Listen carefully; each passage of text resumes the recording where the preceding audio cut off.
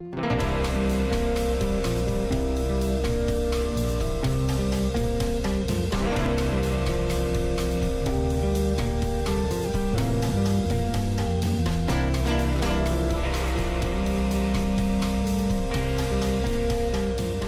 many of you have ever received unfair treatment? Jesus said it is impossible that no offenses should come. Do you have the right to be offended? Offense is a snare, a trap. An offense is the bait of Satan. The bait of Satan.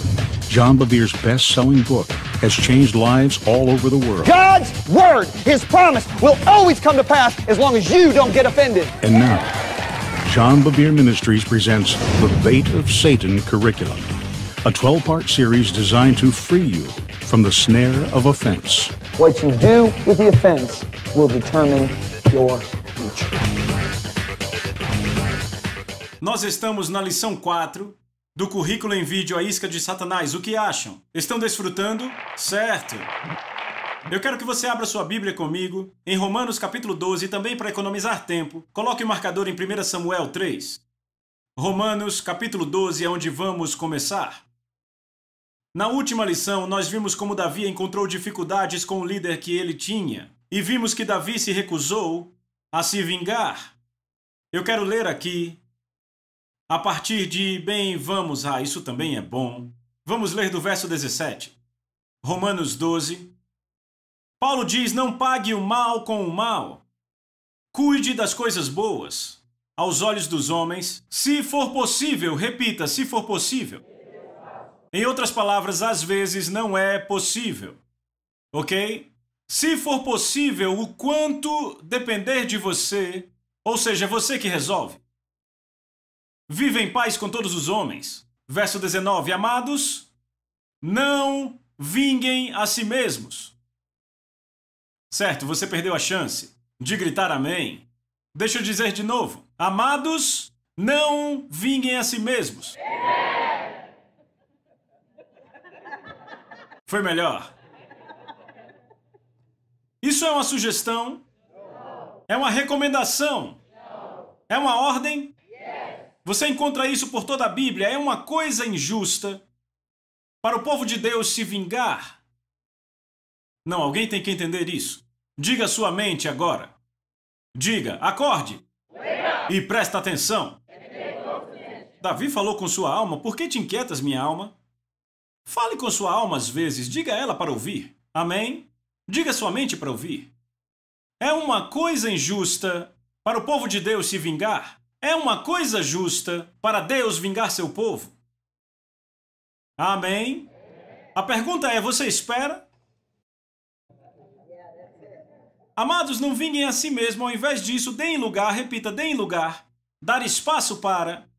Certo? Deem espaço para a ira, porque está escrito que a vingança é minha e eu retribuirei. Diz o Senhor. Desta forma, se o seu inimigo é a pessoa de quem você quer se vingar, viu? Se seu inimigo tem fome, o que Deus disse para fazer? Alimente-o. Se tem sede, dê-lhe de beber.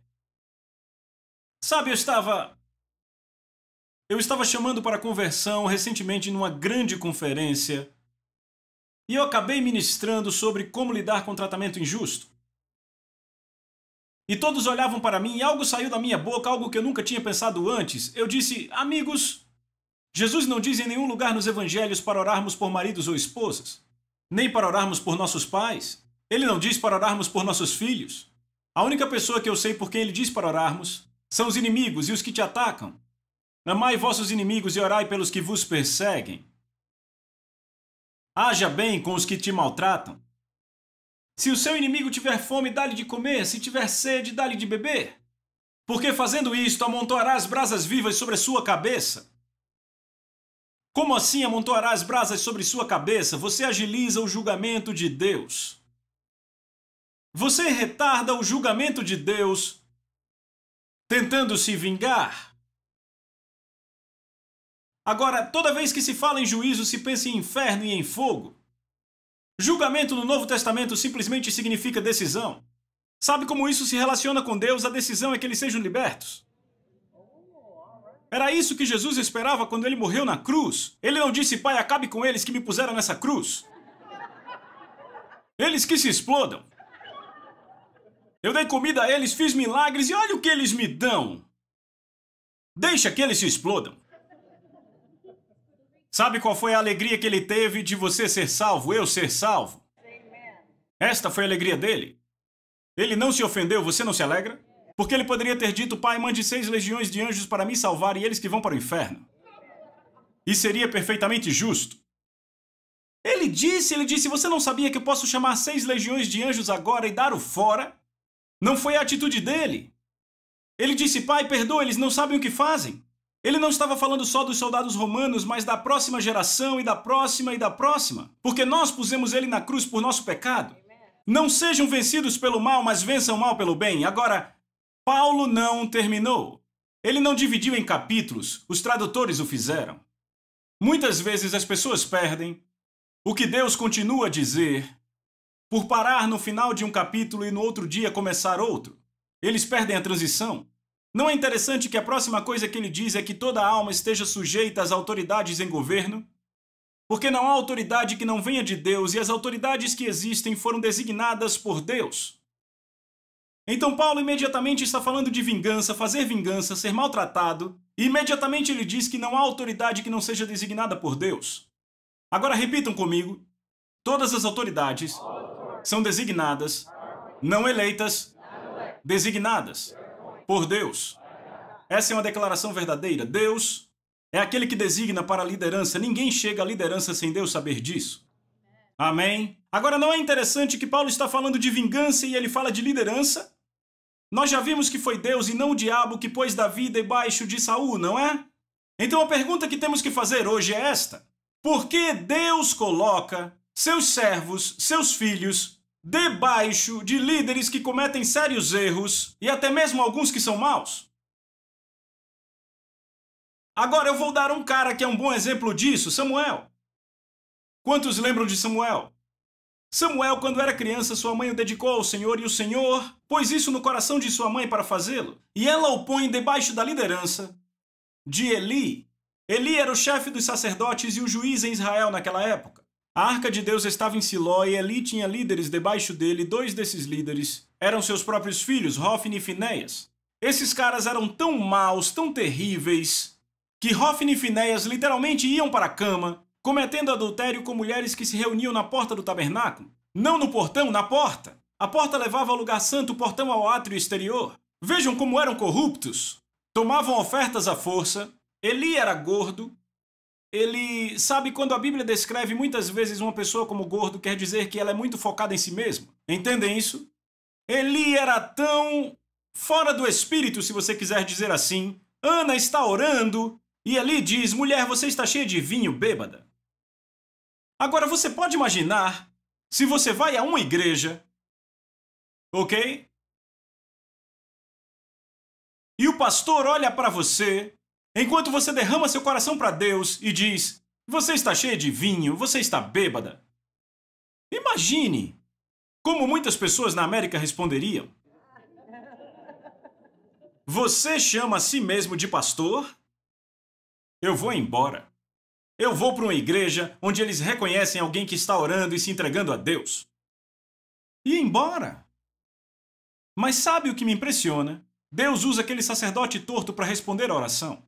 Porque quando ele percebe que ele estava orando, ele diz que o Deus de Israel responda a tua petição depois de anos pedindo. Agora a oração é respondida, porque 1 ano depois ela tem um bebezinho e seu nome é Samuel. E o que é mais impressionante, ela não se ofendeu porque ele a chamou de bêbada, porque ela leva Samuel para ficar debaixo dele. Então aí temos toda essa corrupção acontecendo. E Samuel vai crescendo, virando um homenzinho, e o que eu acho interessante é que ele não chama um comitê e diz, sabe o que mais? Ele está gordo, ele pega ofertas à força, seus filhos cometem adultério. Vamos convocar um comitê e tirar ele, vamos chamar um pastor que tema a Deus. Samuel não faz isso, sabe o que a Bíblia diz? Isso é impressionante. 1 Samuel capítulo 3. Veja o que a Bíblia diz aqui. Aqui. Verso 1, capítulo 3. Então o garoto Samuel ministrava ao Senhor diante, repita, diante de Eli. Em outras palavras, Samuel ministrava ao Senhor e era completamente submisso a Eli, ministrava diante de Eli. Ele era submisso à sua liderança. Agora, amigos, isso é extraordinário. Samuel não tomou ofensa por quê? Porque ele sabia que não cabia a ele julgar um líder de Deus. Não é nossa responsabilidade corrigir pais, é a responsabilidade dos pais corrigir os filhos. Mas o que me admira nas minhas viagens, e amigos, eu viajo muito pelo mundo em conferências, eu fico admirado com quão rapidamente hoje homens e mulheres deixam igrejas. É uma coisa impressionante, eles não gostam como a oferta é tirada, não gostam como cantam as canções, não gostam do que o pastor disse, não gostam de como o diácono os tratou, não gostam de como são tratados nos estacionamentos. Estão comigo? Para mim é algo impressionante como as pessoas hoje deixam as igrejas. Eu nasci de novo há anos atrás, e nos últimos 21 anos da minha vida, eu fui membro de 3 igrejas, e eu morei em 3 estados diferentes. Eu não entendo esse negócio de pular de uma igreja para outra e para outra. E eu vou dizer uma coisa, nessas igrejas onde Deus me pôs, eu tive tremendas oportunidades de ficar ofendido. E eu digo a vocês, olhando agora para trás, que a maioria dessas oportunidades de ficar ofendido não era um problema com meu líder. Era a minha imaturidade. Eu me lembro, quando eu trabalhava para o primeiro pastor para quem eu trabalhei, eu era seu assistente executivo. Eu achava que ele me tratava mal e que ele tomava decisões erradas. Um dia o Senhor falou comigo. E o Senhor disse, eu tenho uma pergunta para você. Toda vez que Deus diz que tem uma pergunta para você, a culpa é sua. Ok? Lembre-se sempre, toda vez que ouvir isso. Ele disse, quem pôs ele na liderança, eu ou você? Eu disse, você. Ele disse, certo. Ele disse, então eu vou mostrar coisas a ele que de propósito esconderei de você. Só para ver se você vai seguir ele como ele me segue. Não me entenda errado, a Bíblia diz claramente que se o líder diz para você pecar, não o siga. Mas essa é a única vez para não obedecê-lo. Mas mesmo que ele te diga para pecar, não peque, mas o honre e o respeite. Sadraque, Mesaque e Abidnego olharam para Nabucodonosor quando ele disse para se curvarem ao ídolo, disseram, Sua Majestade, não faremos isso. Não disseram, seu canalha, quem você pensa que é? Disseram, Sua Majestade, não faremos isso. Não obedeceram o comando para pecar, mas não o desrespeitaram. Você entende? Agora, pelas experiências que eu já passei, eu tive enormes oportunidades para me ofender e ir embora. E eu me lembro em uma dessas experiências, o Espírito de Deus falou comigo e disse, filho, esta foi a forma que eu estabeleci para os meus filhos deixarem uma igreja ou um ministério. Se encontra em Isaías 55, verso 12. Eu vou ler e depois você confere. Deus diz, pois você sairá com alegria e em paz será guiado. Vou ler de novo. Pois você sairá com alegria e em paz será guiado. Toda vez que Deus te diz para ir embora, você sai com alegria. Veja, pode ser caótico, você pode ter tido uma situação, talvez com um pastor, que fez algo com você e Deus disse, agora é hora de sair. Deixa eu dizer, entenda, toda vez que Deus expõe alguém que está em liderança, normalmente coincide com o momento que ele diz é hora de ir embora. Deus, na verdade, protegerá o líder por muito tempo, tentando ministrar aquele líder e tirá-lo do pecado. E ele vai te proteger no meio disso, mas quando o pecado é exposto, ele diz é hora de ir embora. Mesmo nessas situações, mesmo triste pelo que aconteceu, você ainda vai embora com paz em seu coração, sabendo que o Espírito Santo te mandou ir. Agora, eu me lembro que houve um tempo, porque eu te digo que a maioria das pessoas, 99% das pessoas, deixam igrejas por causa de ofensa. Muito poucas vezes, pessoas deixam ministérios sem estar ofendidas. E eu me lembro quando eu estava em uma das igrejas onde estive, chegou no momento em que ficou muito difícil. Eu viajava muito, achava que minha esposa e meus filhos não eram pastoreados, e nós tínhamos um casal de amigos. Eles estavam meio ofendidos com o pastor e nós também estávamos ofendidos, certo? Agora, eu já notei que pessoas ofendidas gravitam ao redor umas das outras. É impressionante, eles se encontram e gravitam, certo? E então você acha que são melhores amigos? E eu achava que esses eram meus melhores amigos, porque toda vez eu lembro, uma vez eu voltei de viagem, a geladeira estava cheia, tinham enchido a geladeira, nos amavam, oravam por nós, e eles foram embora e começaram uma igreja 6 meses depois. E eles disseram a mim e a Lisa, disseram, queremos que vocês venham e queremos que vocês estejam em nossa igreja. Queremos que vocês sejam ministros, pois há um chamado de Deus em vocês para a nação. Queremos que vocês viajem pela nossa igreja. Vocês vão pregar sempre. Seremos pastores de vocês e dos seus filhos. E eu digo que eu fiquei, é o que precisamos. Então eu lembro de deixar a igreja onde Deus me pôs. E eu fiquei naquela igreja 4 meses. Certo? Minha esposa e eu. E quando estávamos naquela igreja, sabe, era maravilhoso como éramos tratados, mas eu não me sentia bem no meu espírito. E então, com o tempo passando, as coisas começaram a ficar estranhas com eles. Começou a ficar esquisito. Você entende? E então, depois de 4 meses, eu olhei para esse amigo e disse, eu realmente sinto que devemos voltar para a igreja de onde saímos. Ele ficou meio triste com isso, mas disse, certo, é o que você acha que tem que fazer? E enquanto eu viver, eu nunca esquecerei disso. Eu fiquei longe da minha igreja 4 meses. E eu voltei, e no momento, isso é o que impressiona, no momento em que meu pé pisou no santuário, eu andei pelo lobby da igreja, mas no momento que meu pé pisou dentro do santuário, o Espírito Santo gritou dentro de mim. Ele disse, eu nunca disse para você ir embora. E eu fiquei, é isso? Uau, peraí. Sabe, luzes acenderam em mim. Eu disse, Deus, foi você que falou comigo para vir a essa igreja. E nunca disse para eu ir.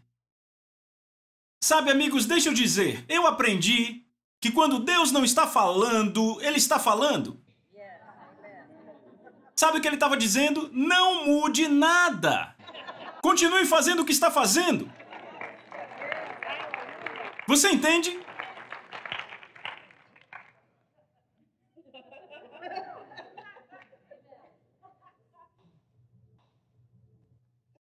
Vejam, eu tenho um anúncio para fazer essa manhã.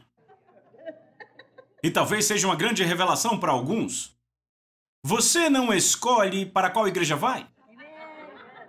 Fico feliz que alguns entenderam. Posso dizer isso de novo? Você não escolhe para qual igreja vai? Obrigado pelos 3 améns, vamos tentar de novo. Você não escolhe para que igreja vai? Certo, agora entenderam. Sabe o que minha Bíblia diz? Ouça, o que minha Bíblia diz? 1 Coríntios 12, Deus colocou os membros no corpo como aprouve a Ele. Ela não diz, Deus deixa os membros irem aonde apraz a eles. Diz que Deus pôs os membros no corpo como aprouve a Ele. Há uma passagem fabulosa em Salmos 92. Vá comigo rápido.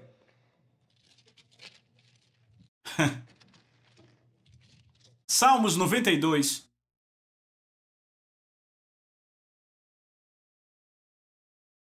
Você achou? Diga amém. Eu quero que vocês vejam isso. É muito bom. Salmos 92, verso 13. Aqueles que estão plantados, repita, plantados. Diga de novo. Aqueles que estão plantados. Rapaz, isso é bom. Na casa do Senhor florescerão nos átrios do nosso Deus. Os que estão plantados florescem. Entendem a condição? Veja que ele não diz os que estão transplantados. O que acontece com uma árvore frutífera se você tira ela pelas raízes e a transplanta de 2 em 2 meses? Não, pense comigo, não pense. O sistema da raiz começa a atrofiar. Estão comigo? O sistema da raiz começa a atrofiar e no fim para de produzir fruto. E no final das contas, se você ficar transplantando, ele morre. Você sabe, escute, você sabe o que as árvores usam para aprofundar suas raízes? Árvores usam climas adversos para aprofundar suas raízes. Adversidades fazem as árvores aprofundar as raízes. Mas se o fazendeiro pudesse ouvir a árvore, se ela pudesse falar, a árvore diria, me tire daqui! Eu odeio isso!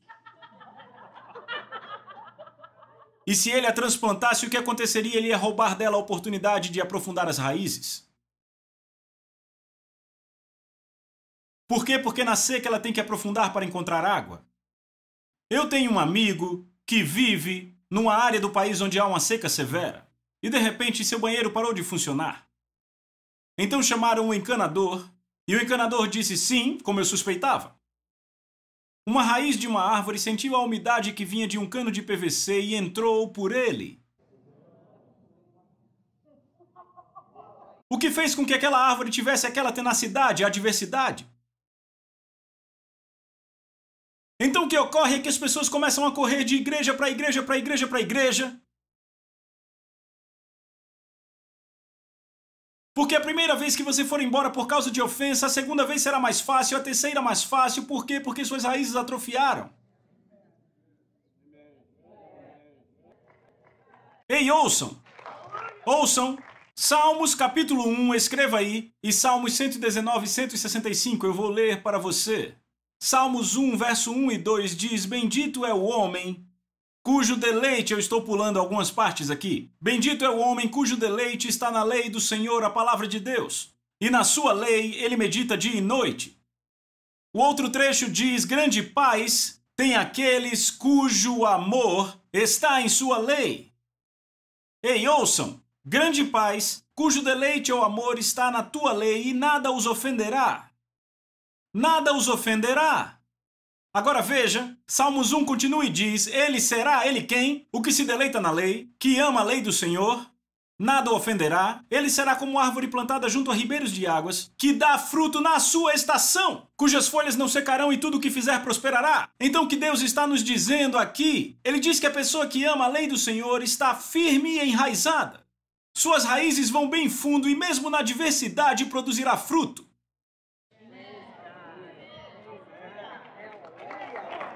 E sabe o que eu achei impressionante? Moramos na Flórida por 2 anos. Sabe o que eu descobri? Na Flórida, o suco das laranjas não fica doce até que fique frio. O clima tem que ser adverso. Então o suco fica doce. Se permitirmos que o Espírito Santo trabalhe em nossas vidas quando a adversidade vier, nos tornaremos mais doces em nosso fruto. Amém? Agora ouça, ouça. Isso agora faz sentido. Ouça o que Jesus disse em Marcos 4, 16 e 17 na King James. Apenas ouça.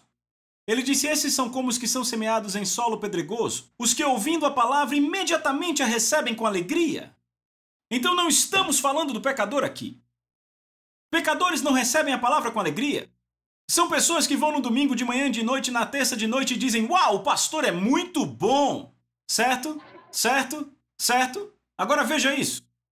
Que imediatamente recebem a palavra com alegria e não tem raiz. Repita, não tem raiz. Pegaram? Não tem raízes em si mesmos, então perseveram por algum tempo. Depois, quando a aflição e perseguição se levantam, por causa da palavra, imediatamente eles se ofendem.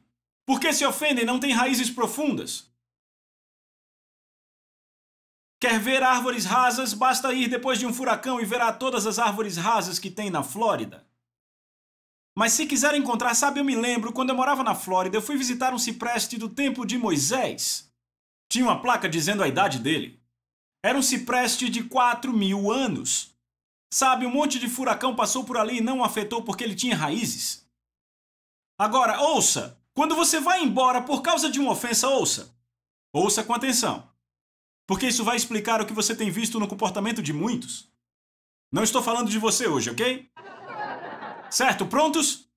Quando você vai embora por causa de uma ofensa, sua raiz atrofia. Então da próxima vez é mais fácil ir. E da próxima vez é mais fácil ainda. E da próxima vez é mais fácil ainda. Seja casamento ou ofensa, vai ficando cada vez mais fácil se você não lidar com a ofensa. Suas raízes vão atrofiando e sabe o que acontece no final? Você se torna um errante espiritual.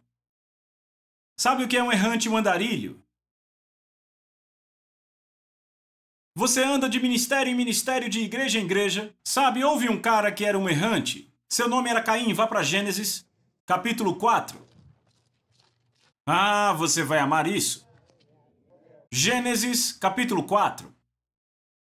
Agora, eu achei uma coisa fantástica aqui. Veja, por conhecer o resultado, toda vez que você pensa em Caim, você diz: Ah, Caim, esse cara era um pecador mau, ele representa tudo que há de mal por aí. Não. Leia com atenção. São os 2 filhos de Adão e Eva, e ambos estão diligentemente trabalhando para levar uma oferta ao Senhor. Sabe a novidade? As pessoas na prisão estão levando oferta ao Senhor agora. Ou estavam ontem, sábado à noite, ou hoje, domingo de manhã, trazendo ofertas. São 2 caras trabalhando diligentemente para levar uma oferta ao Senhor. De fato, se você olhar bem, Caim trabalhou mais. Conheço um pouco de agricultura, conheço um pouco de pecuária, mas eu digo a vocês, agricultura é mais trabalho. Na pecuária você cuida dos animais de manhã e no fim da tarde, mas durante o dia você fica sentado embaixo de uma árvore. A agricultura tem que trabalhar o dia inteiro, entendem? Então Caim trabalha mais, mas ainda assim, quando ele leva a oferta, a Bíblia diz que Deus rejeita Caim e a sua oferta. Por que Deus não aceita a oferta de Caim? Temos que voltar aos pais para descobrir. Quando Adão e Eva pecaram no jardim, a primeira coisa que notaram é que estavam nus, então o que fizeram? Tentaram o quê? Se cobrir, e o que usaram? Folhas de figueiras, o fruto da terra. Entendem? Deus entra no jardim e diz, não, esse não é meu jeito, ele mata um animal e faz roupas. Adão e Eva eram ignorantes. Caim e Abel não eram. Caim e Abel tinham aprendido dos pais o que Deus queria e o que era aceitável a Deus. Então, quando Caim traz do fruto da terra, ele está desobedecendo a Deus, está fazendo do seu próprio jeito. Então, quando Deus rejeita ele, Deus diz a ele, veja isso. E o Senhor, veja o capítulo 4, verso 4. Abel trouxe das primícias do seu rebanho e da gordura. E o Senhor respeitou Abel e a sua oferta, mas ele não respeitou Caim e a sua oferta. Repita, Caim e a oferta. Veja uma mentira que os carismáticos propagaram, que Deus vai te aceitar assim como você é. Errado. Deus vai te aceitar do jeito que você é se você se arrepender. Entendem isso? Diga a alguém que está para morrer, ele te aceita como você é. Tarde demais. Entendem isso? Verso 5. Mas ele não respeitou Caim e a sua oferta, então ele se irou e decaiu-lhe o semblante. Ok, a ofensa chegou aí. Certo? Vêem isso? Então o Senhor diz no versículo 7, ei Caim, se procederes bem, se me obedeceres, você não será aceito como seu irmão? Mas se não me obedecer, o pecado está à porta. Oh, então vemos que a ofensa é a porta para o pecado. Vêem isso? Agora veja isso. E o seu desejo será contra ti, mas a ti cumpre dominá-lo. E aí você já sabe, Caim não obedeceu. Certo? Sua ofensa se tornou em quê? Ira, e sua ira se tornou em traição, e sua traição se tornou em assassinato. Estão entendendo? E ele mata seu irmão. Aqui está um cara que começou servindo a Deus e acaba matando seu irmão. Você entende? Agora, Deus então pronuncia o julgamento que está sobre Caim. Eu quero que você veja no verso 11. Deus diz, és agora maldito sobre a terra, cuja boca se abriu para receber de tuas mãos o sangue do teu irmão. Quando lavrares o solo, não te dará ele a sua força, serás um fugitivo e um errante sobre a terra. Deus diz, agora porque você tomou a ofensa e desobedeceu, agora você se torna, ouça, um errante, um andarilho. E agora, ouçam-me, amigos, veja a reação de Caim ao julgamento. Verso 14. Eis que hoje me lanças da face da terra, da tua presença me esconderei. Serei fugitivo e errante na terra, e acontecerá que qualquer um que me encontrar me matará. Olhe para mim, qualquer um que me encontrar me matará. Sabe o que Caim desenvolveu agora? Um complexo de perseguição.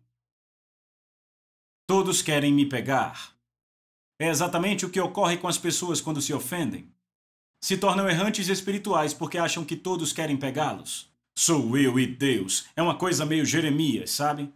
Bem, ninguém realmente me entende, mas Deus sabe, porque Ele falou comigo. E elas se isolam, porque tem um complexo de perseguição. Todos querem me pegar. Veem isso? E agora, encerrando essa nota pesada. Mas ouça, você precisa pensar nisso. Porque, infelizmente, há incontáveis pessoas fora das igrejas e pessoas que estão indo de igreja em igreja hoje porque têm complexo de perseguição, porque tomaram a ofensa. Não pegue a isca.